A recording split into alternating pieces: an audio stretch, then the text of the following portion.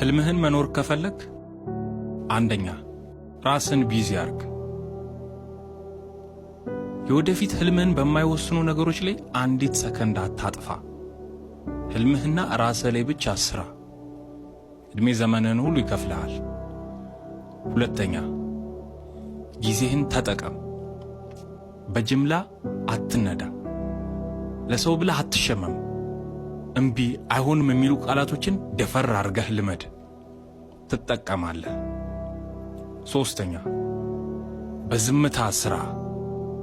ጠንክረህ ስራ፣ ጉልበትህን አሟጠህ ስራ፣ በማስተዋልና በጥበብ ስራ፣ ግን በዝምታ።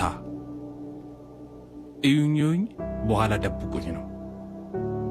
ስለ ነገ ህልምህ ለማንም አትናገር፣ አታብራራ።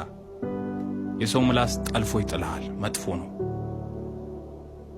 አድፍጦ የመስራት ግን ጠንቅቀህ ተከተል።